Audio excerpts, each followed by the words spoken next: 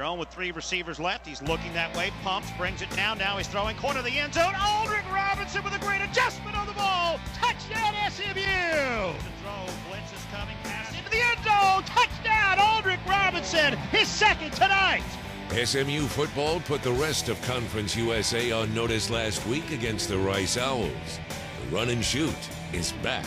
They're going to take down the Owls tonight here, 42-31, snapping a 10-game losing streak in this stadium. 1, 2, 3, Mustangs!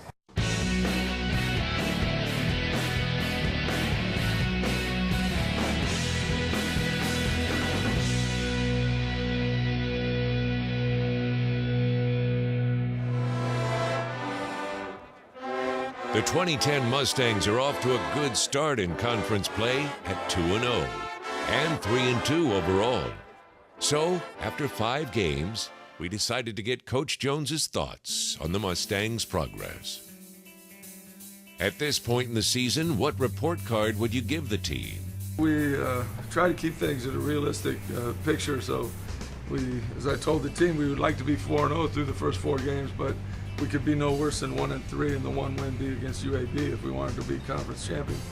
So we were 2-2, and we had chances in those other 2.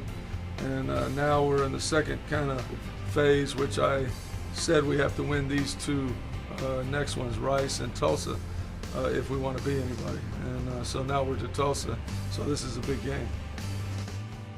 Kyle Padron is now 8-3 as a starter. Where is he in his development as a quarterback?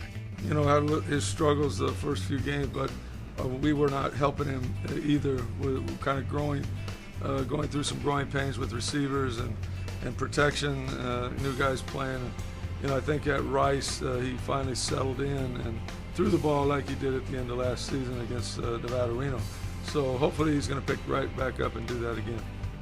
There are a lot of young players on this team. Who are your emerging stars?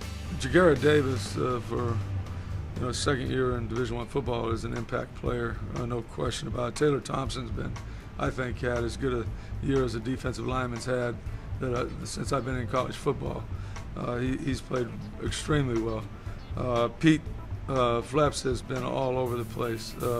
All those linebackers, Taylor and Yuri, all 4 of them, I think, are playing at a level that really is second to nobody in the conference right now.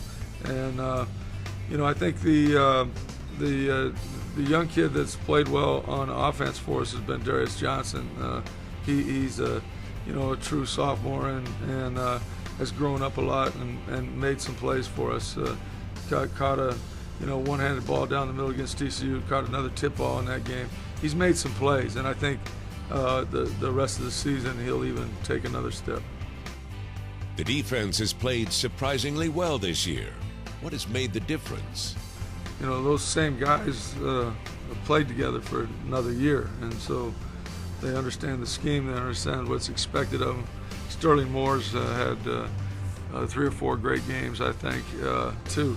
So, they just are coming together as a unit better and can trust each other, that they can, accountable for where they're supposed to be. And if they are doing those things, which they are learning to do, then they got a chance to be pretty good. Leadership is always important. Who are the leaders on this team? I think that Kelvin Beecham has certainly asserted himself. Pete Fleps has. I think there's 2 different kinds of leaders. Ones that are vocal, that play well, and then there's ones that are impact guys on the field. I think Zach Lyon has been an impact guy, and because of that, he has asserted himself as a leader. Jagara and Yuri the same way. So even though they're not captains, they're certainly impact players, and by their play have asserted themselves in a leadership role.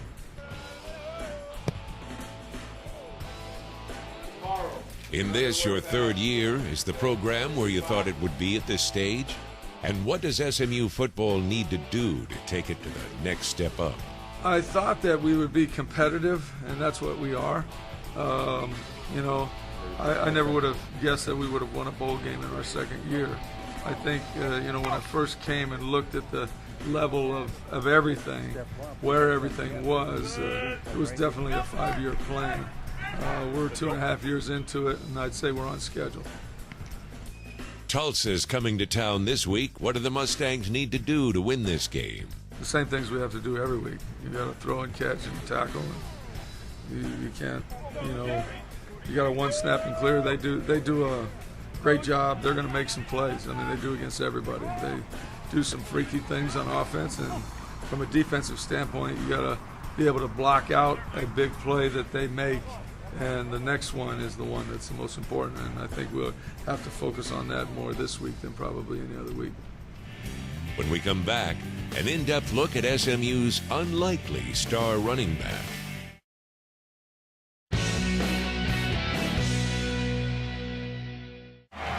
There's a big hole left side for Line, 35, 40. Nice move to the 45. Zach Line again on the carry for SMU. He takes pride in all phases of the game, and that's what you have to have on winning football teams. Hand off Zach Line, gonna go straight at the gut. Touchdown SMU! Stud. End of story. Stud. He had that burning desire, to be an exceptional back, an exceptional athlete. Zach Line as a featured running back is a bit of a surprise. When he wasn't highly recruited out of Oxford, Michigan, a mutual friend with ties to Coach Jones put Zach on SMU's radar. June liked what he saw, and Zach headed for Dallas. But his mindset was all defense.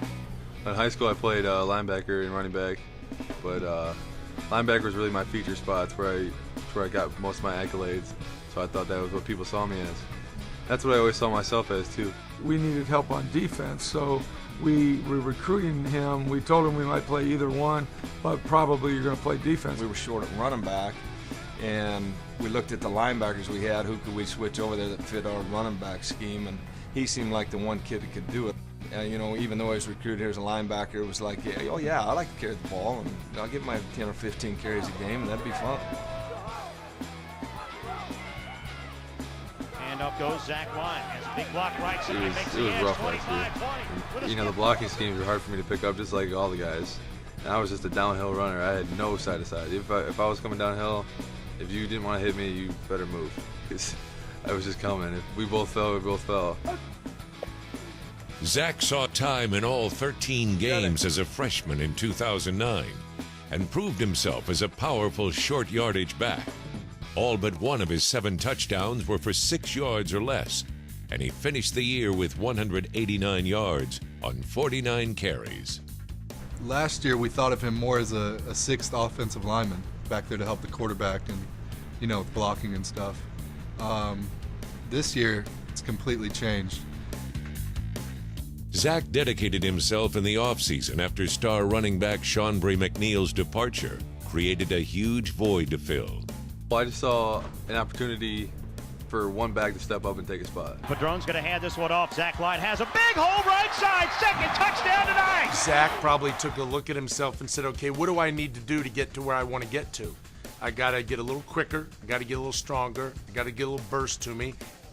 He got down to about 230, lost 10, 15, 12 pounds. And I think that part of it probably is showing up that he's much quicker than he was last year. Zach worked on the things that are hard for a guy to work on when nobody else is around, working on strengthening your core, running when nobody else is around, and doing the little things that are not always the easiest or most pleasant to do. As far as just the body composition and just seeing him from last year to this year, you can see the change. You can see the dedication and the hard work that he put in during the summer to get to where he is right now. Zach is averaging 7.2 yards per carry with 2 100-yard games, 460 yards, and 4 touchdowns in the first 5 games this season. Yeah, I think teams coming into the opening game and maybe the second game were thinking, since Seanbury left, we're gonna have a hole there. So they were playing the pass, and we hit them pretty deep with the run.